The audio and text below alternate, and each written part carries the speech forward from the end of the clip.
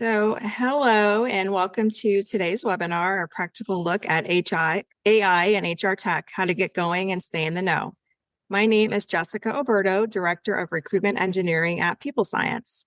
If you're new to People Science, we provide talent acquisition advisory services and recruitment process partnering supported by our proprietary software HireGate, which enhances any ATS by delivering recruitment data and AI-driven insights that organizations often miss.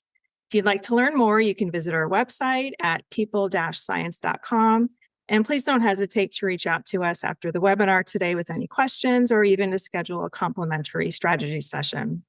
You'll notice that these webinars are more conversational between our panel of guests. So if at any point you'd like to include something or ask a question, please feel free to use the Q&A box at the bottom of your Zoom screen, and we'll do our best to make sure that we get back to you. And now we'll move on to introduce our speakers for today.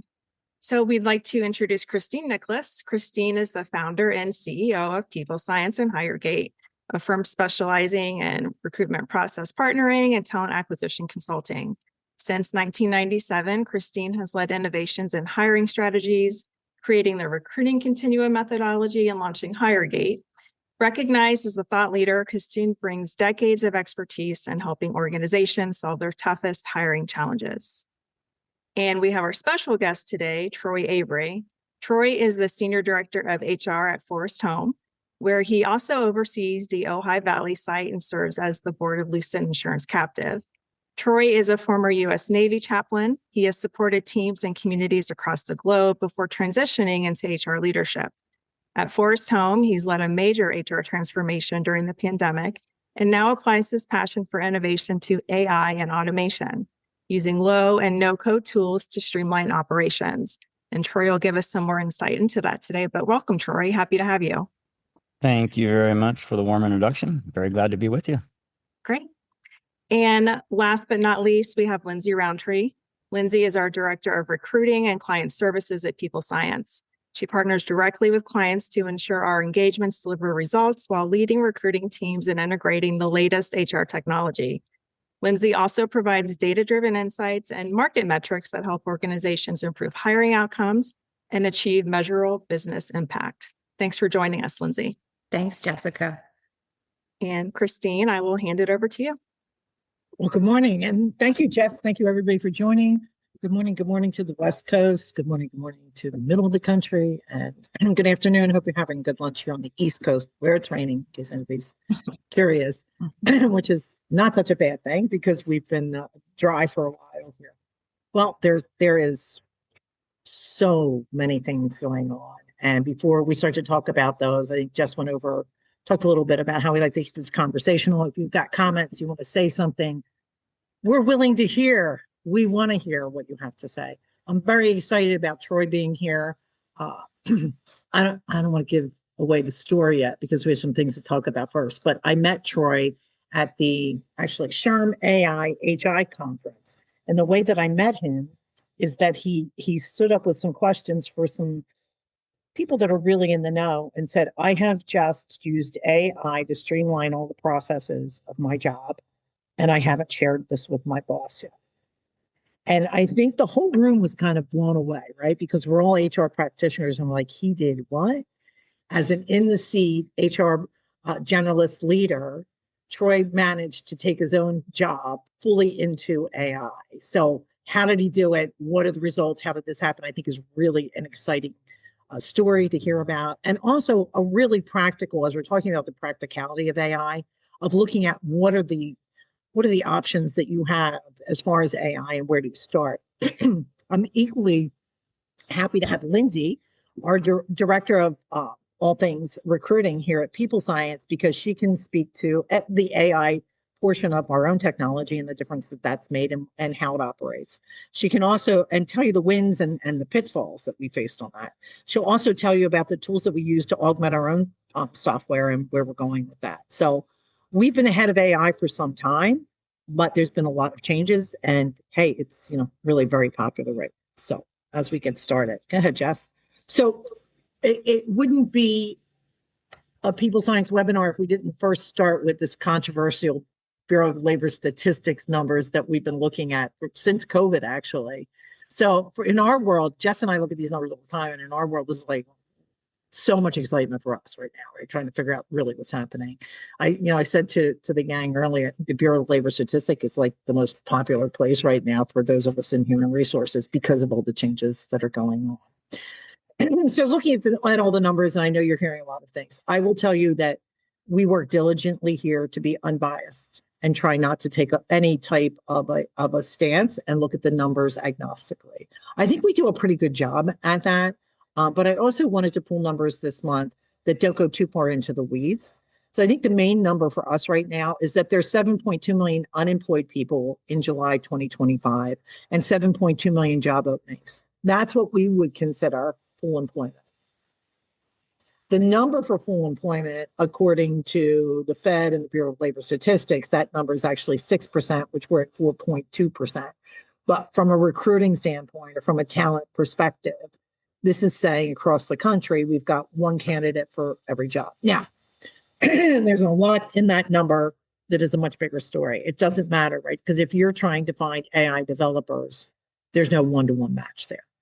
And my challenge with the Bureau of Labor Statistics and at the way we look at employment is that employment has changed and way progressed past the numbers that we use to figure it out. So I'm hoping that with the transitions that are going on, that we'll start to see some new numbers reflecting the giant talent gap that we have so that those of us in HR don't always have to do such a deep dive into investigation. Okay. The yield ratio of unemployment of 1-to-1, the last time that we saw this, contrary to what people are saying, according to the stats, was last September, right? So this number is a good indicator when it's really far off. So for example, in the pandemic, I think we saw like 15 people on unemployment versus every job that's out there. I mean, that's a significant number to say we've got some big challenges here. When you get to the 1-to-1, and as it's trended just pre-COVID for 3 years before, and then post-COVID, is that it's always hovering between like 7 and 9, and 8. So going to 1-to-1, pretty interesting, but not as interesting as some of the media may say it is. Okay. Any questions about that while we're on here? Anybody have anything they wanted to add? I'd like to pick your brain, Christine, since you're so good with these numbers and follow them so closely. Do you see any connection between this picture of full employment that we're looking at and any of the impact to the new administration's approach with immigration? Yeah, well, way before this number, I think that's one of our biggest challenges. We look at numbers from the BLS, which, by the way, their sources, I believe, are good. I mean, I think, and arguably, it is the most accurate reporting of labor in the world. Right? So I don't want to negate the importance of the BLS. I don't want to get rid of it. That's for sure. But what it doesn't address is that big picture, the disparity between the type of talent we have and the kind of jobs that we have. So where does immigration fit in there is exactly that. If we know that we need agricultural support, and if you're working for ConAgra, you can probably look at this and say, holy Toledo, where will I get people to do this? Right. Mm-hmm. And one of the things you'll hear us hit home about, and we'll talk about today, is the importance of being a self-contained organization in the respect that you need to be responsible for where you're going to get your employees. Right. And immigration has a lot to do that. But I think one of the misnomers politically is that these numbers are the end all. But when we take this deeper dive, things look a lot different. It's a lot more complicated to explain that. And it also is kind of a part of the industry that you're in, part of the profession that you're in, and a timing issue too. It's very tricky. But as far as immigration is concerned, it's not considered as part of where do we get our talent, right? Except maybe agriculturally, you've seen it in there. And that's where we see some of these, these kind of pullbacks, like, oh, we're going to move ahead and do this. And then we heard some reserve, right? Like some of the farmers are like, we just can't do our work. So I would love to see an America and a business environment where we all understand where these gaps are and what we need and how our communities and how our government can support that. But right now, I think we just don't even look at the true challenges. We're looking more at the numbers. Does that resonate with anybody? Yeah, that makes total sense. I was just thinking as you were talking immigration and then the continued adoption of AI, which is one of our subjects for today, how those numbers might play into this number. Both of those numbers together. Well, unfortunately for me, but maybe not. I'm old enough to remember when Microsoft Word hit the market, right? And when Excel came into place, and then some of the other things. It definitely has an effect on labor. Now, can we retool and reteach people? I mean, my biggest concern and what keeps me up at night right now is bringing manufacturing back to the U.S. Because I'm like, who, and maybe we can ask ourselves this question. Maybe this is a good point. How many people do you know are looking forward to having their children go work in a coal mine or in a manufacturing environment, even if it's modern manufacturing?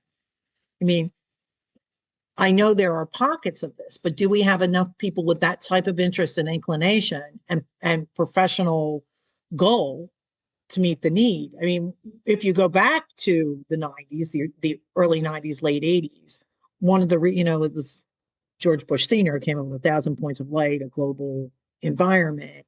And a lot of the concerns then were, we don't have enough people here to drive manufacturing in the way that we need to.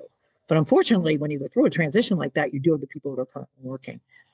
So what I personally have tried to do through TikTok, actually, because about 4 years ago, I made the same kind of statement I made now, Troy. What happened is I got like an 18-year-old coal miner, kid his grandfather was a coal miner, and he was waiting to become a coal miner and hoping that it was coming back. And then he connected me with his friends. So I had like this cadre of about 8 kids that were like, there's nothing to do where I live.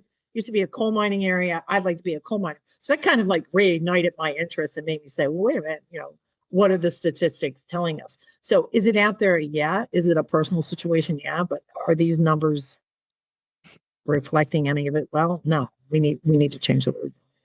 Did that answer your concern? It did. I do suspect that with the development of AI and the speed at which technology, just the rate of change that it's bringing, that modern manufacturing will probably require a much lower headcount than what manufacturing used to be. And since we're starting this emphasis on attempting to build out manufacturing again in the United States,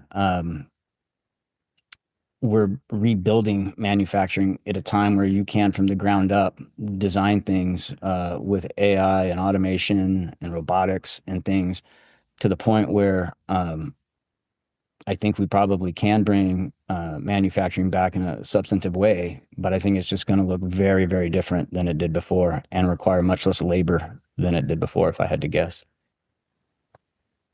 Well, and I think the other thing is the challenge on the timelines. How long will it take Apple to build factories in the US, find the right skill level, get them up and running? And what are the changes that'll take place prior to, right? So it's also a timing issue. And employment itself is so dependent on timing, right? So you've got to have it in the right area. You've got to have the right kind of people coming out of school or with the same kind of talent set coming in. A lot of variables in here. So when I hear things like next year all manufacturing is going to be here in the US, I'm like, really? Because I don't know how.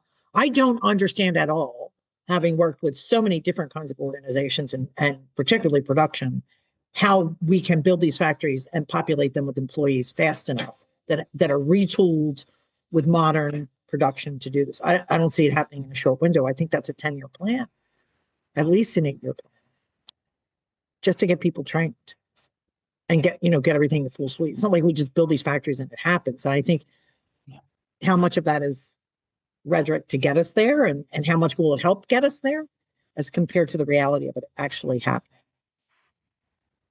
Makes sense.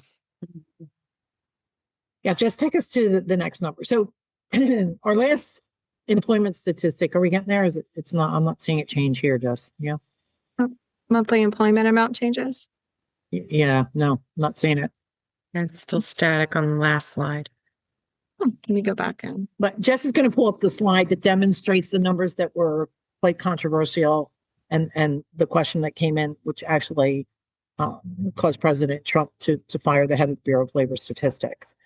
And that has really monthly employment amounts and changes. There's several different reporting tools that we look at that we talk about every month. This month, we're only going to talk about this because there's so much on the docket. But I will tell you that we did get the most recent reports that fit into this. So we had 2 months there, right? So we had May and June where we had our corrections come in. One of the biggest reasons this is controversial is because there was such a dip in reporting numbers. And I think the first thing to understand about that is that numbers are preliminary. So for example, the August numbers came out and they're at 22 million as far as additional people working according to payrolls, right? But that number always has a P in front of it because it's preliminary, because the way these numbers are reported are quite dependent on the organizations, right? So when you pull an organization, and by the way, they're not regulated. Companies don't have to, they're not mandated to report this data. So when they do report it, they give you the first month out, and the BLS considers the first month to be preliminary. Then the second month, they'll go in and make yet another revision. And then on the third month, so when we look at this, there we go. So when we look at this stat now, what we're seeing is if you go over to the fifth month, which is May, that number, and June, those numbers, Jess, can you hit that again? So I got a circle in there. No, just hit there we go. Okay. So if you see that minus 13, I'm a little concerned about that because that was a plus 13 until yesterday afternoon. So that kind of is under the wire. So is that a typo? Or are we 13,000 ahead or are we 13 million behind? What is the deal, right? We don't know that because the number is now showing on the BLS still as of like an hour ago at minus 13 when it was at plus 13. So we're concerned about that, right? But the numbers that were in question were May and June because they were adjusted to the reality of what they were, and they came down considerably. So now we're looking at the month of July and we're saying it's 73. So at the 73 number, you can see it's marked preliminary. So as the BLS moves into the month of August and then September, by our reporting next month, July will show the corrected and official number. It'll be very interesting to see what that number is now, because all the attention came when we adjusted May and June. Let's see what happens with the month of July. And then the month of August is showing up at 22, which to me seems a lot more realistic. I mean, if I had to pull a line in the sand, I'd say probably that's where it might settle out through the end of the year. But let's see what happens really in July. I've had a lot of questions from people, but how could they be so skewed? I think we have to look at the times. And I can tell you, working with a myriad of different companies and human resource people in our organization, what we're hearing is, about that time is when we were like, we don't know if we can hire. We're working with these variables from last November, which changed the speed of hiring across the board. Because it was like, what do I need? What is AI going? Because that's when AI really was hitting, in actually 22, really hitting the docket. So there's a lot of deer in the headlights, a lot of freezing there. What's going to happen? When you throw complications like tariffs on top of that, that causes an even larger stall. So, and I'm not going to say a stall in hiring. What I'm going to say is it's a stall in the respect that what am I doing as an organization? What are my products going to be? Where am I going to allocate my resources financially and my people, which causes you to say, I need to regroup, I need to look. So without a clear direction and these variables coming in that you don't know the effect, a lot of companies just didn't report. And the ones who reported didn't know what to do, so they went high and now they're going low. So I think that pendulum was not malice. I think it was a real pendulum, and I think it was indicative of the uncertainty of the economy as a whole and where we're going. Any comments on that? Got somebody here in the Q&A.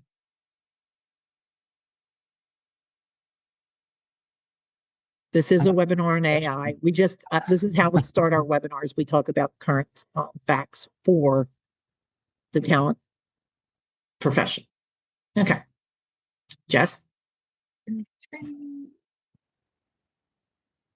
So we'll go ahead and address return to work, and then we'll talk about diversity, and then we'll launch into the rest of our program. Will be all about AI. So hang in there with us for a second. Okay.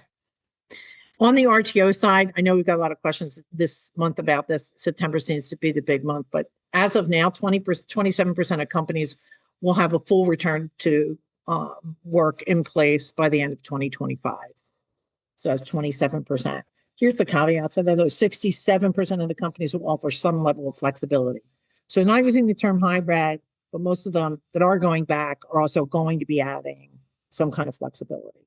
6% of businesses will be fully remote through the end of 2025, and 67% of those have fewer than 500 employees. So smaller companies are obviously taking more steps towards being remote. 59% of companies with fully remote in-office policies said they'll allow some type of hybrid. That's indicative of the earlier number. And 20% of those companies said that they'll pay hybrid employees less than their in-office coworkers. So that was pretty interesting. 20% admitting to it. I'm probably a little bit larger. And our sources for resume templates and flex index. And Jess. So on to diversity and inclusion. I think one of the most astounding things for me is reading article after article depicting that diversity and inclusion is pretty much off the grid completely from the current administration. Right? So there's even executive orders that play against it. In 2025, there's been a significant rollback in diversity. We've seen that. I think this is a good time too for us, and we wanted to throw this out there. We know that you guys like polls. Our question is my organization, I'm going to put this up so you can answer this. Remember that these are all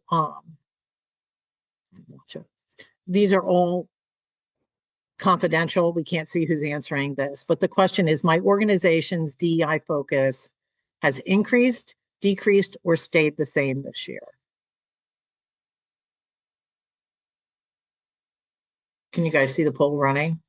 Yes.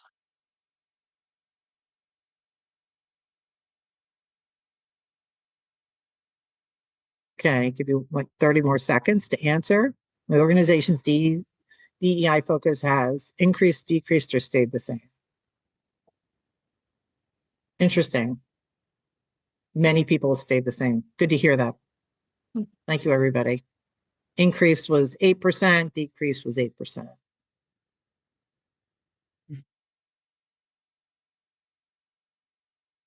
Awesome. Well, there we have. That's at least for our mini poll. We'll keep that poll going and run it on some of our social media, and then we'll re-advertise those results. By the way, you can always get this deck if you, Jess, are we sending the deck, or do we do that only by response now?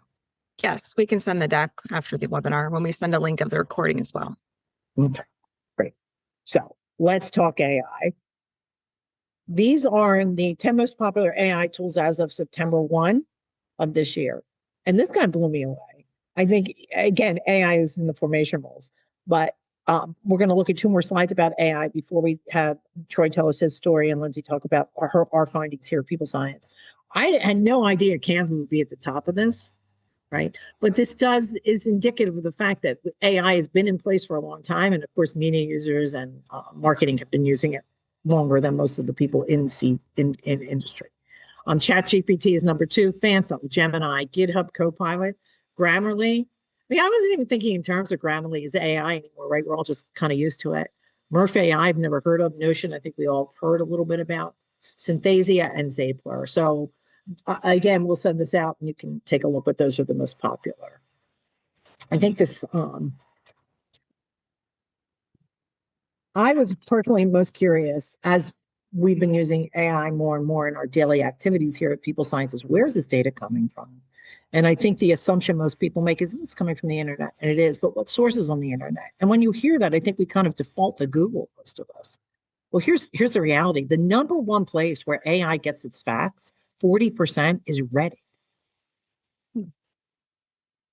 And Troy had brought this up. I know we mentioned this in the TikTok, but what's the average age demographic, Troy, for Reddit? 65% of its users are 18 to 34, and its fastest growing demographic is 14 to 34. So the fastest growing part of it is the youngest part of it. So 40% of the AI data that we're getting coming from Reddit is predominantly youth. And what is 60% male? Did we say it's 60% male? 65%. 65% male, and 60% of the comments on Reddit come from males. 39% of Reddit, and this is by Reddit stats, by the way, are women, and 60% of their upvotes come from women. Let that marinate for a second while I go on to the next. Second most popular is Wikipedia at 26%, but it's really kind of neck and neck with YouTube at 23% and then Google at 23%. Underneath that, Yelp, right? Then Facebook at 20%, Amazon at 18.7%, TripAdvisor, and so on and so forth. Well, this will be included. By the way, we published this last month too, so you're welcome to take a look at that on the People Science channel. All right, Jess. So which industries are using it the most? Technology, 88%. Professional services, 80%. Advanced industries, 79%. Media and telecom, 79%. Consumer products, 68%. Financial services, 65%. Healthcare, pharma, medical products, 63%. Energy and materials, 59%. So naturally, I'm not surprised with those top two. I think what's going to be interesting is to look at this every quarter. So we've made a commitment to dig on this and see what we can find every quarter to see which industries are adopting and at what rate.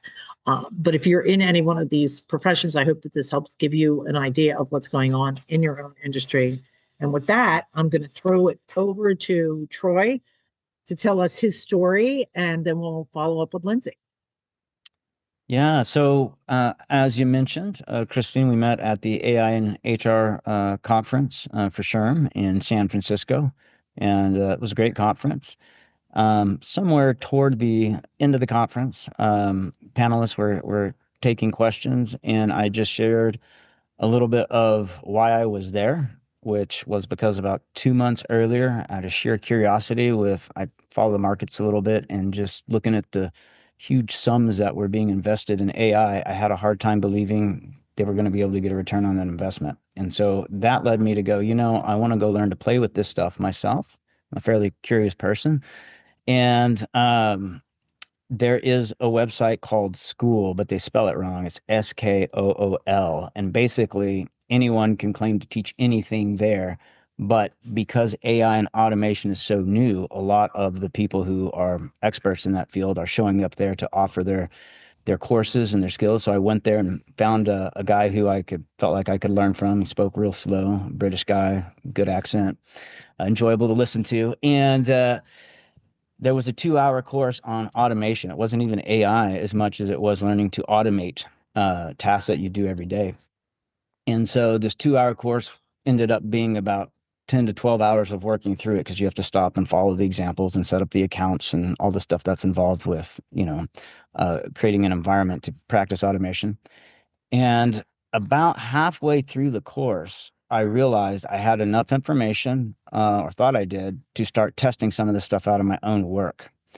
And the first part is you map a workflow, and then you go into this automating environment. And I won't get too technical, but they're just called nodes that represent each stop along the way of a path of a workflow. And each one of those nodes represent a software platform that you would go into, whether it be Airtable or Smartsheet or some other tool. And you just literally map out what the workflow is. And there's a little, it's getting a little bit too complicated, but AI knows we create some custom instructions that would tell it to do the things that you would actually do when you go into those nodes. Anyways, mapped it out and then tested it. And to my great surprise, it all worked. And I just stood back and was like, oh my gosh, I'm beginning to see how we might get some returns on this huge AI investment that is taking place. And then I started. What did that look like? Like, what was it that you automated? Can you tell us that? Sure. The first thing I automated, and so AI and automation, in my mind, are best talked about separately, and then you can combine them later when you talk about full-fledged generative AI agents, because those are basically a combination of the two.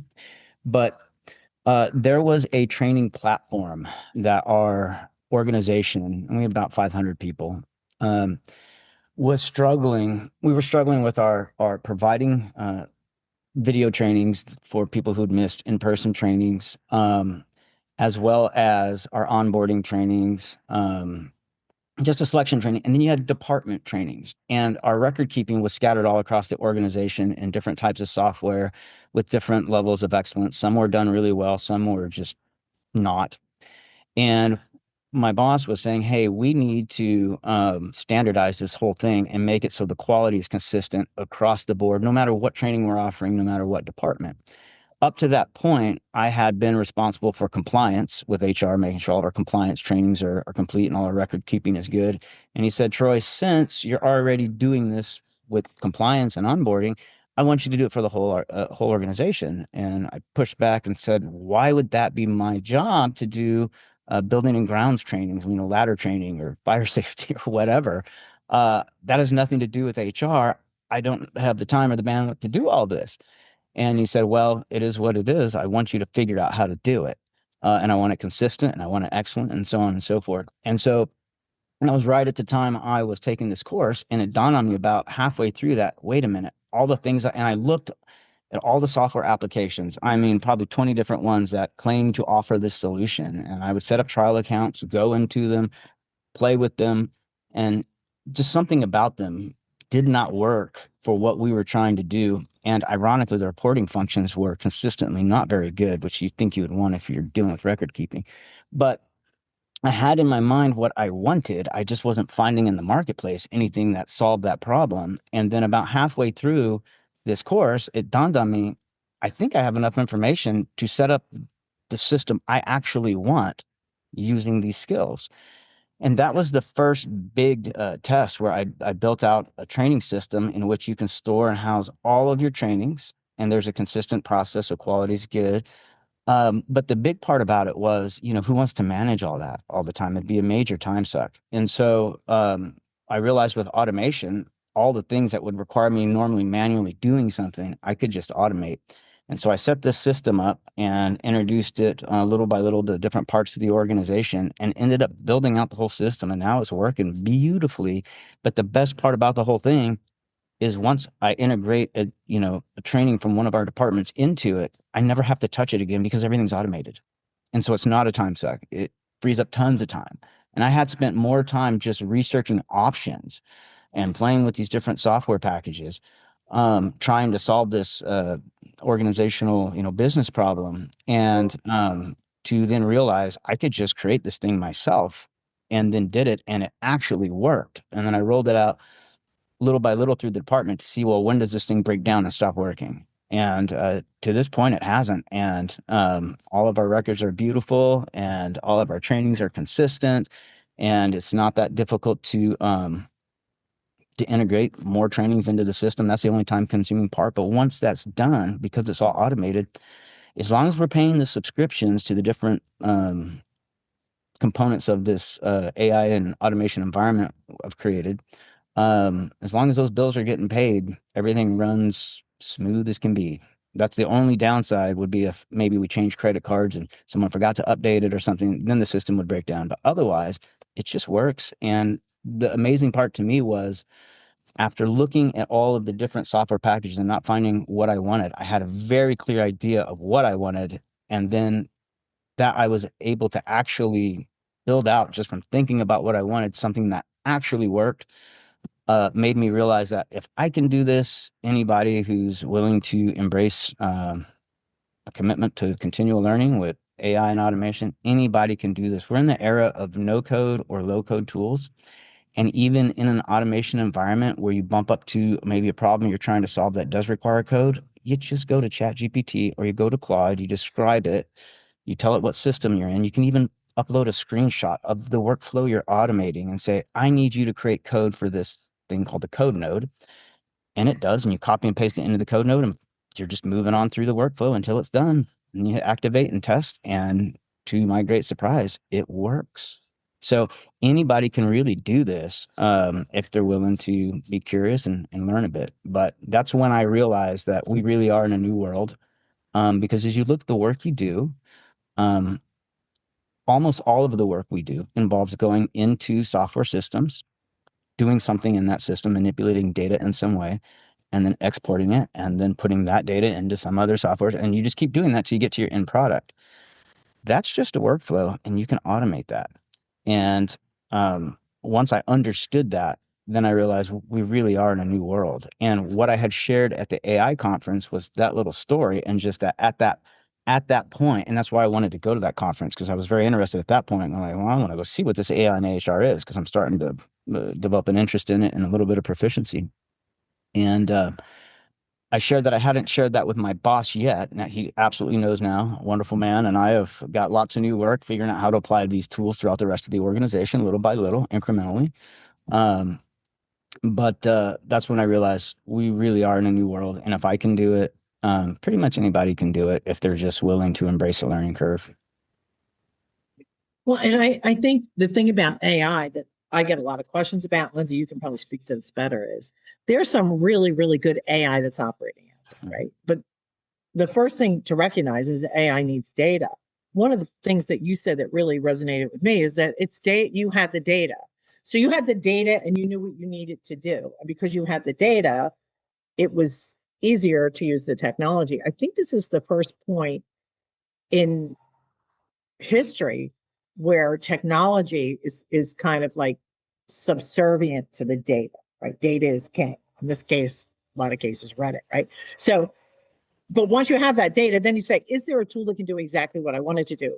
Some of the buys that I've seen happen this year are for tools that can resolve this much of the problem, but have even created more problems because the tool itself isn't ready yet, or the tool doesn't can solve one tiny problem, but then it unravels others. So, and at the same time, and Lindsay will talk about this, there are certainly spaces where that tool is what you need. You don't need to recreate it. It's that good. Plug it in, let it run, and it works. So I think the thing about AI is looking at the whole picture. One of the greatest things that I'm learning from Troy is you can do this yourself if you're not finding the tool that you need. And another big lesson learned today from you is that, and I guess we knew this, but when you're looking at these is when it's helping you formulate what is it that I really need, right? Absolutely. So how many suppliers, Lindsay, do you have to talk to when you're trying to solve for an issue and saying, will AI help to come up with that solution? Too many. Before making a decision on the recruiter bot that we've recently implemented into things, I spoke to 12 different organizations and made the decision to go with the company that we chose because of the customization options that we had, because of the unconscious bias programming that was put into the system, because in our world that's so big. And so where it was 12 different vendors I had to talk to for that one, our technology HireGate, we implemented AI into that side of the product probably 24 months ago, almost 2 years ago now. And I think it's a really good reminder for all of us that artificial intelligence, this AI piece, is still new. And if you don't come to the table with the data, you have to be patient and realize it takes time to learn, just like any human would. And a prime example, we have a resume parsing feature inside our system that allows us to drop and drag in a resume. One of the complaints I was hearing from our recruiters is that the system felt very manual, right? And so back to the automation piece, how do we automate those pieces that feel so manual? Part of that was plugging in the AI to in turn extract the data from a candidate profile, CV, resume, and fill in the gaps, create the profile, pull out the key skills, things like that. And because I demo that product all the time, I use about the same 4 or 5 candidates pretty often. And the pool from 2 years ago to today on the exact same candidate is so much better because we've used the product, tested the product, broken the product, put it back together. And now the AI is so much more intelligent 2 years in than it was 2 years ago. And I think that's something that we all kind of forget at times, right? That the AI is still learning and you can break it, you can fix it, and you can make it better. Thankfully, we have our own developers to help and assist us with that throughout the process. But the evolution of it, even in just the last 2 years, utilizing our own product and really just implementing it over and over and over again, the improvements are night and day. It was good to begin with. It's really great now because it's had time to learn. Yeah, so there are different kinds of AI, right? Mhm. So I know we mentioned an agent. So an agent in my mind is an AI that's taking over a specific part of a job or the actual job, and they're executing, and there's a time and a place for that, right? And then there's the specific tools for like a resume catcher that goes out there and looks for a specific kind of resumes, right? This is just one example. And then there's, some automation within your HRIS that, announces your benefits or collects the benefit data. And then you've got your chatbots. And then, to Lindsay's point, we have our own internal developers. So we have our own AI tools that we use to create things. And then we've got AI that we can use that we can buy, like an agent or something, and use our tool to educate it. The thing is, when you're making these decisions to go ahead and say, what is my workflow? Investigate as you're going along, and then say, I have a lot of options. I don't have to go with this product. I think, when you're talking to a vendor, they're like, this is why you need our product. And sometimes we think that's the only product that we can get. Somebody is asking, what tool is that? I'm not sure. If you want to let me know. I think, Lindsay, is maybe Amber. can you explain a little bit more about what HireGate is and what it does? Sure. So HireGate, People Science created HireGate because in our RPO model, the applicant tracking system just does not track what happens before someone becomes an applicant, right? So all of those candidates, all of those folks that we are actively pursuing on the job boards, on social, LinkedIn, all of those, there's a lot of activity that happens prior to someone applying to a position. And that's really what HireGate does. It sits in front of your ATS and it tracks all of that activity that your recruiters are doing. And it really helps you cultivate the relationships with your pipelines. So it's a recruiter, candidate, and sourcer tracking mechanism, sits in front of your ATS, collects the data. What our recruiters were finding felt manual was that I've extracted the candidate from LinkedIn, Indeed, wherever, and I have to manually move them into the HireGate system. And listen, we've been working on this system for 12 years, and so we know that we knew there were areas we needed to bring up to the times. And Christine really challenged myself and the rest of that team and said, "Where can you automate? How can you do this?" So we did. We worked with our developer really closely, and he was able, within a mind-blowing short period of time, he was able to get this parsing mechanism in there. So that is homegrown. That was built by our people science development team in this instance.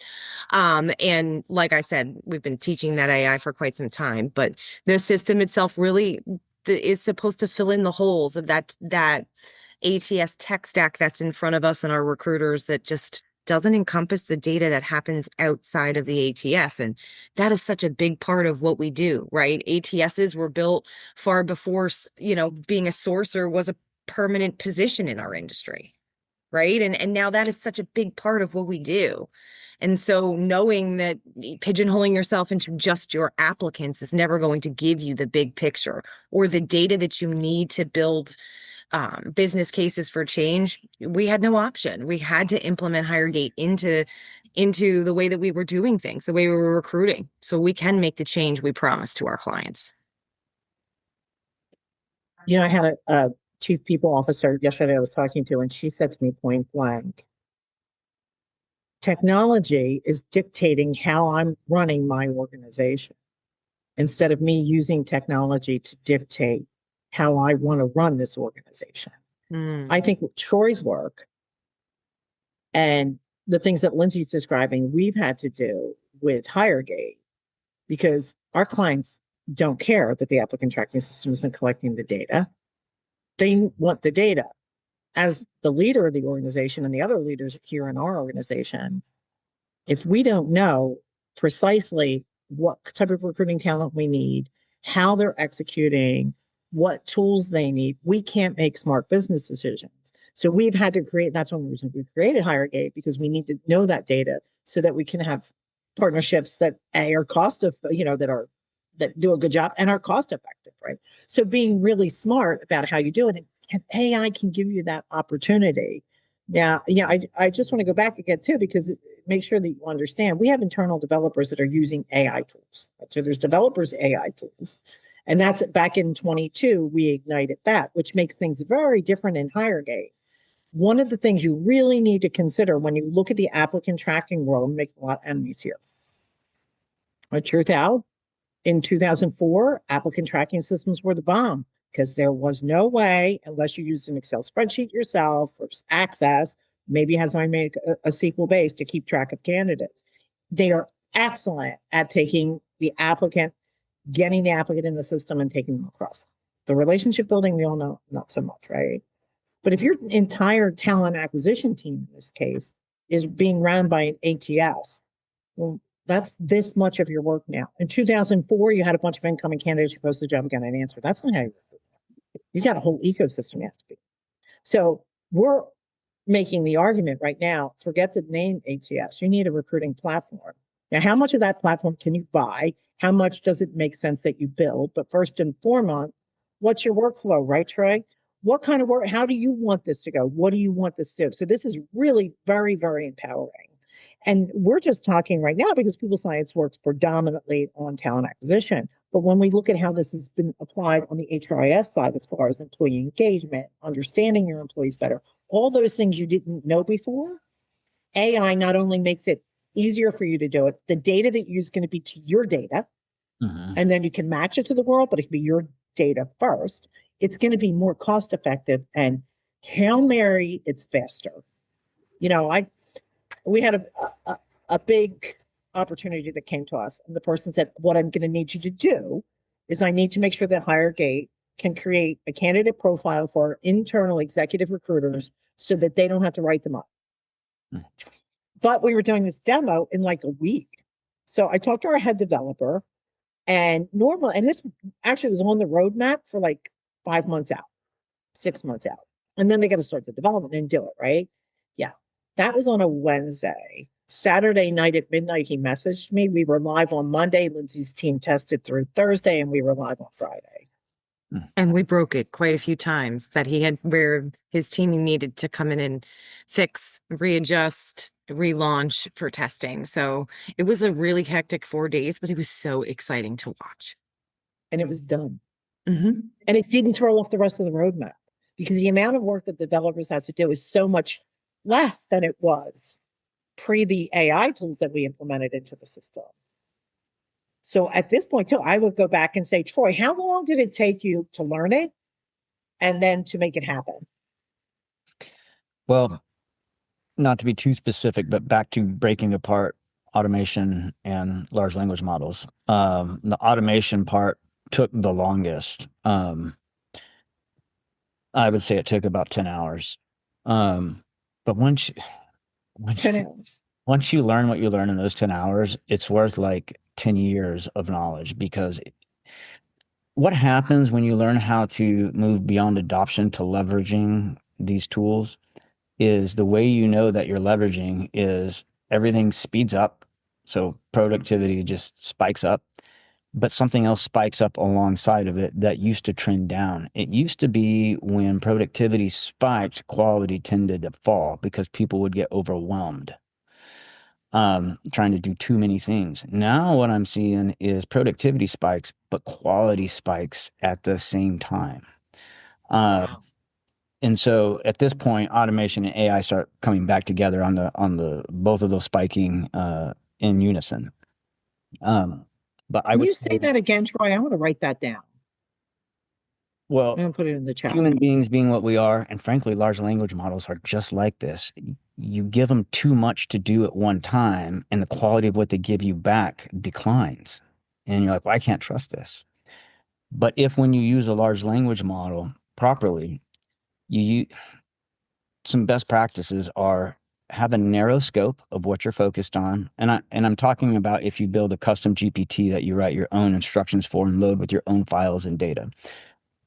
And then you want to mine that data and get responses back that allow you to quickly move forward and get on to the next task. When doing that, if you ask it clear, narrowly defined questions and build those questions in small sets as you go down through, you number one, see that it's giving you back correct information. But it's being trained as you go down through that, and it's getting better and understanding you better and understanding your prompts and giving you back better responses. And every time you do that, it's learning you, so long as you're working off that same custom GPT. And it just begins to speed up everything that you do every time you go in and touch it. I don't know if you want an example of this, but I have a really clear example I could share of where So in the nonprofit world, margins are always tight, like super tight. That's part of just if you go into nonprofit world, you accept that as what it's going to be like. So one of the things we do when needed, we have an employment lawyer that we'll reach out to for specific cases. And when you're managing over 500 people, there's always some people in there that you would have preferred not to hire if you had, hindsight. And some of those can turn into a case where you need legal advice. The problem is legal advice, even for fractional employment lawyers, is very, very expensive if they're a good lawyer. Beware of any lawyer that's too cheap. But so what I did is I created a custom GPT that was focused on California law. It was an employment lawyer. It understood all the ins and outs of 501c3s and the BOQs for faith-based organizations like ours and so on and so forth. I created a really good set of instructions for it. And then one of the cases popped up. And I thought, well, I'm just going to test this out real quick. And this would be a situation where we would have previously gone to an employment lawyer right away. People throwing around words like sexual harassment, retaliation. I mean, just every key word that, you go, oh, this is serious. And so what we did is we took, did all of our investigations, gathered all of our data. And for each step, I plugged that data into this and said, provide us our next steps. I would even have it write key communication pieces, so on and so forth. And anytime you're dealing with a GPT, your role is that of an editor. You have to edit everything it gives you back, not just copy and paste it and send it. But the quality of what we were getting back was so, and I even had it map out a strategy on how to handle this particular case and had it write each communication, which I would then edit. And we had this great set of documents on a particular case that was very complex and high risk and potentially high liability. And it helped us navigate this. And then we got to a certain point where it was coming to a head. And then we said, okay, we need to reach out to a real employment lawyer. And we have one that we use regularly or when things come up. And we sent him all of our documentation, the whole packet. And he read through everything and he says, up to this point, you've done everything perfectly. I have nothing to add. Just don't screw it up from this point on. Gave us some tips on that. And that was when I realized, like, oh my gosh, we probably just saved $3,000 or $4,000 using this tool at very strategic points. It also would help us create really high quality, because when cases like this come up, you have to assume at some point they're all going to get scrubbed and read by lawyers, and you have to proceed that way. And it helped us develop internal communications that mitigated liability, but communicated well to the key stakeholders who are trying to navigate the situation. And anyways, we got to the end of it all, which was putting it before our actual employment lawyer. And he just said, I've never seen you guys handle anything so well. B, I don't have anything to add to it. And that was when I realized, wow, the quality and the time I put into that. I mean, that would have soaked up probably 40 hours of my week over several weeks, that particular case. It took maybe 2 hours each week, created way higher quality documents along the way that were all internally consistent to this case.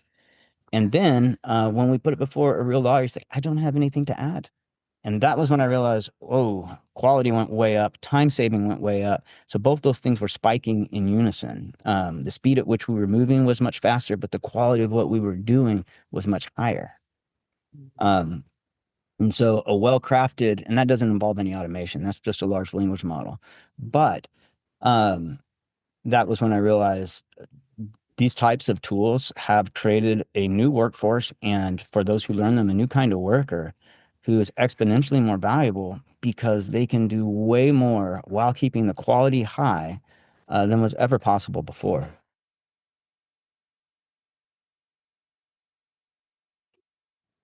Hey, Troy, somebody's asking, and I did put it in the chat. The tool that you used was School, SKOOL, right? So that's not a tool, that's an educational platform. If you go to School, SKOOL, Mm-hmm. it bothers me that they spell it wrong, but I know that was intentional. Marketing or whatever, but I'm a little OCD with things like that. But you go there and you have a search bar at the top, and you can type in whatever it is you're wanting to learn. And if you type in AI and automation, a large range of people come up who are self-proclaimed experts in this, but this is the irony of this space right now. AI and automation, more AI than automation, but still both, are so new and so rapidly changing and developing that your experts are really the people who can give you live demos and show you, I can actually do this. This is how it works. If you want to learn it, take my course. And so I know colleges are trying to get on board with having, certified programs and all the like, but you can get everything that is currently happening from one of these courses that run about anywhere between $50 and $100 a month. And the one I used, if you like listening to really calm people with British accents, if you have to sit and listen for long periods of time, it was called Scrapes.ai. And I don't know why the guy's name is not Scrapes, but that's what it is if you're inside school. It's the one I used initially and just went through his whole course. But that will teach you everything you need to know if you can just bear through 10, 20 hours of working through the courses. But what you get on the other end of that is exponentially valuable. Like it will change the way you approach work. Instead of being given a task and then just trying to do it, you're going to say, hey, is there a place to just automate this so I never have to do it again? Or is there a place to have a custom GPT with well-built instructions, when it goes over all that stuff, for something like an employment lawyer? So totally worth the investment. Instead What was of what was the URL for Scrape? jump up. Say again. What was the URL for? Is it Scrape? SCRAP? You would, Scrapes with an S .ai is his handle within the school community. Because if you were to type in AI and automation inside the school community, a large range of options present themselves. That was just the one I went with, only because as I listened to different people, some spoke too fast, some you could tell had way too much coffee before they recorded it or whatever. He was just nice and calm, and I enjoy accents generally speaking, and so I went with him. But he did a great job, and I think you're really picking the personality you want to learn from once you're within the school platform.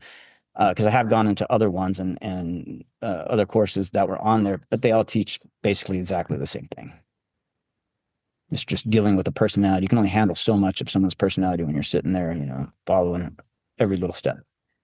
Troy, would you say you're a highly technical person to begin with, or what would you say someone's level should be to attempt this?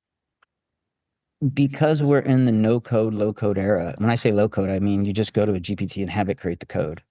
You don't need any technical expertise. You just have to have a love for learning and be a curious person and jump in and do it. To me, the biggest shock of this whole period in that AI and HR conference was that when I made my comment about why I was there and what I had learned and kind of where I was in my own automation and AI journey, one of the key people who's like a data scientist, I forget his name, really nice person, but said, I want to talk to you afterward. And I said, sure. And so the thing ended. He came down and like a crowd formed around us and he started asking me questions. Well, tell me about this and tell me about that. And I just repeated all the stuff I had just learned. And he actually said, I may want to hire you. I need to speak with my boss about this. And that was when I was like, how is this actually possible? I've only been messing with this stuff for about 2 months, put in maybe 10 to 15 hours working through this. And now I'm able somehow to communicate with a guy who's an expert in the field. And I'm sure he could have gone much deeper and I'd be lost. But all the questions he was asking me, it turned out I was able to answer. And even I was surprised I was able to have this conversation with someone who that's what they do and pretty much all they do. And so I did not have, prior to taking this course, any tech background. I'm not afraid of computers. I play with software a lot, as one does in HR, and also just business management. And so I'm not afraid of learning new software tools and the like. It's no big deal. But I don't have any background in it, and I don't think I have any great proficiency that is beyond any other human who's just curious and willing to learn. Can I just say one last thing on this? So after this event, And Christine was there, and that when she came up to me and said, "I want to talk to you later," and handed me a card, I'm like, okay, and that's why we're still talking today. But what stands out to me is what we're taught in business school called the J curve, and it literally just looks like the letter J. The left side's lower than the right side, like the letter J looks. And what it basically is, slow down to speed up. That's the whole point. You're going to slow down. You're going to go down the curve. Things may look like they're getting worse before they get better, but when you come through that curve and you start going up the other side, you're going to have tools you didn't have before that allow you to be way more competitive and just way more competent and add way more value to whatever organization you work with if you're just willing to embrace a learning journey. And we talk in HR all the time about the importance of continual learning and so on and so forth. The reality is most people don't do it. They talk about it, but they don't actually do it. If you will do it with these tools, you will never, ever regret it, because you will turn into a new kind of employee that is emerging in the modern workforce that knows how to use these tools. And imagine a workforce filled at every level with people who can use these tools intelligently. Combine that perhaps with leadership that understands how to develop a tech stack strategy so they streamline these tools and the use of them from top to bottom in the organization. No other organization is going to be able to keep up unless they do the same thing, which is why it looks to me everyone is going to be forced into learning to use these tools sooner or later, or you're simply not going to be competitive. So why? Troy, I hate to cut you off, but we're running over time. These are such good things. Are you going to be attending anything that would encourage people to come and see you, or? No. I'll be telling your story in Amelia Island at the HR Institute. We'll be in Monterey for SHRM, I may be coming to NorCal that. SHRM. Are you coming to that? Since it's in my state and not that far away. Awesome. So I'll see you there. I'll be there. That's the first, I think it's the 6th through the 8th of October. Then we've got Amelia Island, the 18th through the 22nd, where we're actually hosting at the Ritz-Carlton. If you are a senior HR person and you'd like an invitation, they are gratis. There's no charge for them. You just have to pick up your travel. But you need to reach out to Jess, who's managing the event for us. Lindsay's emceeing. How long is that program? So it's actually we're starting the 19th through the 22nd. So it's Sunday through 21st in Amelia Island, California or Florida, and then back at ERE again the first week in November. Usually we go around and say one quick thing. I've learned so much, I don't even know where to go with that. Thank you so much, Troy. Lindsay, any last words before we have to cut off?